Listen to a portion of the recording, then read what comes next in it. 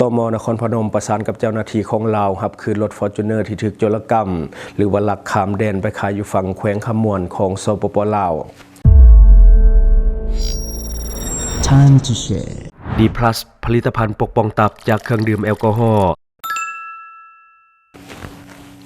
สวัสดีท่านผู้ชมกลับมาพบกับรายการทำทุกแสสำหรับผู้ขอข่าวที่อยากจะนำเสนอในวันนี้ก็คือเกี่ยวข้องกับเหตุการณ์ที่เกิดขึ้นระหว่างลาวและไทยนั่นก็คือตม.นครพนมประสานสมทบกับเจ้าหน้าที่ลาวหับคืนรถฟอร์จูเนอร์ที่ถูกโจรกรรมหรือว่าลักข้ามแดนมาขายอยู่ฝั่งแขวงคำม่วนของสปป.ลาวของเฮาสวรรค์ในของข่าวได้มาจากแฟนเพจสำนักข่าว CIA ของประเทศไทย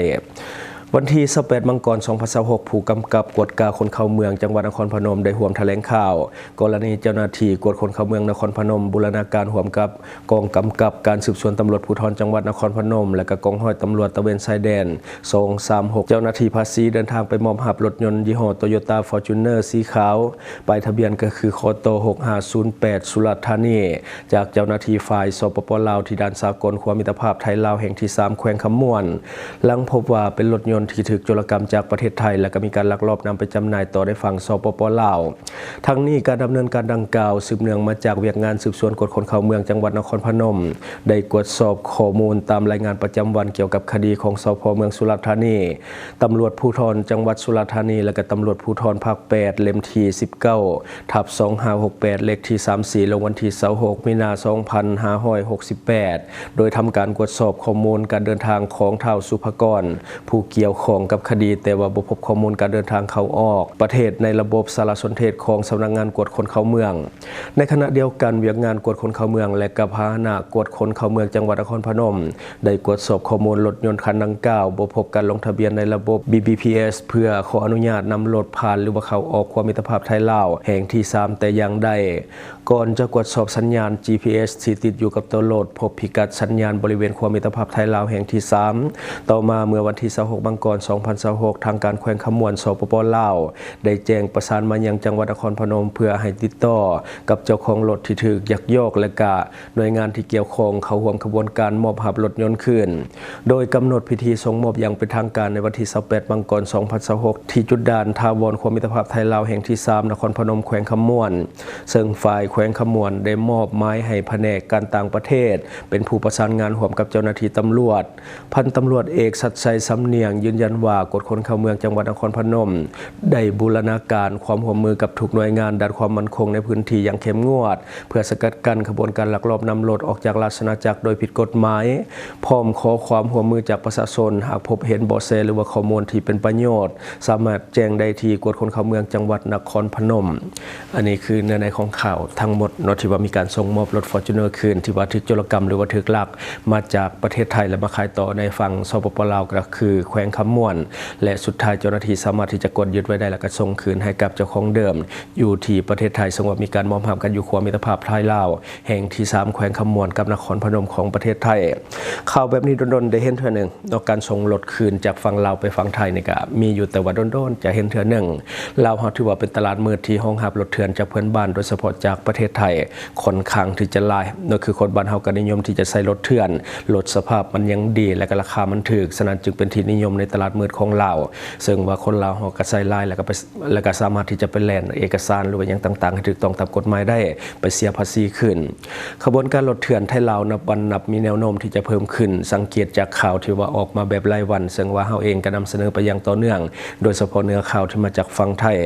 ซึ่งเรื่องนี้แม้นเหตุเป็นขบวนการแล้วก็คือมีทั้งฝั่งไทยแล้วก็ฝั่งลาวส่วนใหญ่ก็จะเป็นฝั่งไทยที่ไปลักรถหรือว่าโจรกรรมรถมาแล้วก็ลาวก็จะเป็นหน้าที่ในเรื่องของการจำหน่ายรถออกก็คือคนข้ามมาจากฝั่งไทยนนลักแล้วก็ข้ามมาทางฝั่งลาวแล้วก็เฮ็ดหน้าที่ในการจำหน่ายให้กับตลาดมืดในลาวเฮาต่อไปเนาะบัดนี้เฮามาเบิ่งอีกหนึ่งข่าวก็คือแผนกกสิกรรมและสิ่งแวดล้อมของแขวงจำปาสักมีการปล่อยโตลิ่นคืนสู่ธรรมชาติก็คือเป็นสัตว์ประเภทห่วงห้ามเนาะก็คือโตลิ่นในวันที่28 มังกร 2026เจ้าหน้าที่คะแนนกวดกาทรัพยากรธรรมชาติและสิ่งแวดล้อมแผนกกสิกรรมสิ่งแวดล้อมแขวงจำปาสักพร้อมด้วยคณะกรรมการเฉพาะกิจแก้ไขปัญหาเรื่องของการกระทำผิดด้านทรัพยากรธรรมชาติและสิ่งแวดล้อมและก็เจ้าหน้าที่หน่วยงานกวดกาทรัพยากรธรรมชาติและสิ่งแวดล้อมเมืองปากซ่องได้นำเอาโตลิ่นจำนวน4โตวปล่อยคืนสู่ธรรมชาติอยู่เขตอุทยานแห่งชาติดงหัวซาว ลินซีโตดังกล่าวแม้นได้มาจากการกวดสอบรถเมล์โดยสารของเจ้าหน้าที่วิสาสะเพาะประจำป้อมกฎกา 44 เมืองสนามสมบูรณ์แขวงจำปาสักในวันที่25 มังกร 2026 รถเมล์คันดังกล่าวไปทะเบียนก็คือบก. 0387 อัตตปือนครหลวงเวียงจันทน์ที่มุ่งหน้ามาแต่นครปากเซแขวงจำปาสักเจ้าของรถชื่อท้าววันทองธรรมวงศ์อายุ 53 ปีอาชีพขับรถบ้านสมโคตรเมืองไซเสถาแขวงอัตตปือและท้าวบุญเลี้ยงเกตแก้ววรแสงอายุ 27 ปีอาชีพกรรมกรบ้านสมโคตรเมืองไซเสถาแขวงอัตตปือผ่านการตรวจสอบอยู่ภายในรถโดยสารพบเห็นสินค้าเกินห้ามหลายประเภทในนั้นมีตัวลินซีโตใส่กระสอบที่ยังมีชีวิตอยู่ภายหลังที่ว่าได้หับมาแล้วเจ้าหน้าที่ก็ได้ติดตามด้านสุขภาพของสัตว์เห็นว่ามีความสมบูรณ์แข็งแรงดีมีความพร้อมที่จะสามารถคืนสู่ธรรมชาติได้อย่างปลอดภัยย้อนแนวนั้นการนำแผนกกสิกรรมและสิ่งแวดล้อมของแขวงจำปาสักร่วมกับคณะกรรมการเฉพาะกิจแก้ไขปัญหาเรื่องการกระทำผิดด้านทรัพยากรธรรมชาติและสิ่งแวดล้อมและคะแนนการที่เกี่ยวข้องจึงได้เอกภาพการนำเอาไปปล่อยคืนสู่ธรรมชาติทั้งเป็นการปฏิบัติตามกฎหมายว่าด้วยสัตว์ป่าฉบับปรับปรุงเลขที่ 42/สพสลงวันที่ 17 กรกฎาคม ปี 2023 อย่างเข้มงวดและเป็นการปกปักรักษาสัตว์ป่าประเภทห่วงห้ามหรือว่าบัญชี1ลินแมนนอนอยู่ในประเภทสัตว์ป่าประเภทห่วงห้ามหรือว่าบัญชี1เป็นสัตว์ป่าที่หายากถูกภัยข่มขู่แล้วก็มีความเสี่ยงสูงต่อการสูญพันธุ์มีความสำคัญต่อกับระบบนิเวศการท่องเที่ยวแบบอนุรักษ์และการศึกษาค้นคว้าด้านวิทยาศาสตร์เพื่อให้แพร่พันธุ์และก็คืนความอุดมสมบูรณ์ให้แก่ธรรมชาติต่อไปอันนี้คือเนื้อในของข่าวนอกคือตัวลินนี่เป็นสัตว์เศรษฐกิจในตลาดมืดเพราะว่าเป็นสัตว์ที่หายากในราคาดีแล้วก็เชื่อกันว่าเป็นยาที่มีสรรพคุณทางยาว่าซั่นซะนอกก็คือเป็นสัตว์ที่มีสรรพคุณทางยาโดยเฉพาะในเพื่อนบ้านของเฮาอย่างประเทศจีนหรือว่าประเทศอื่นๆที่ใกล้เคียงเฮาก็คือเขานิยมที่จะไปบริโภคซึ่งว่าเป็นเชื่อกันว่ามันเป็นยาลินในลาวมีอยู่2ประเภทก็คือสีน้ำตาลเอิ้นว่าลินงัวแล้วก็สีเทาดำเอิ้นว่าลินควายทั้งสองแม่นนอนอยู่ในประเภทห่วงห้ามหรือว่าบัญชี1อยู่ในลำดับที่57-58ของบัญชีหรือว่าขอตกลงว่าด้วยการหาห้องเอาสัตว์นำและสัตว์ป่าประเภทห่วงห้ามบัญชี1และก็ประเภทคุ้มครองบัญชี2ฉบับปรับปรุงเลขที่8/นย.ลงวันที่25 เดือน 2 ปี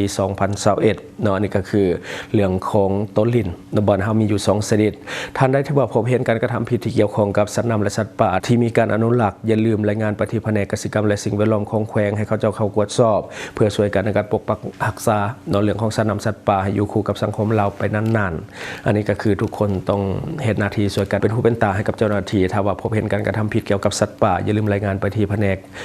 กสิกรรมของแต่ละแขวงเนาะ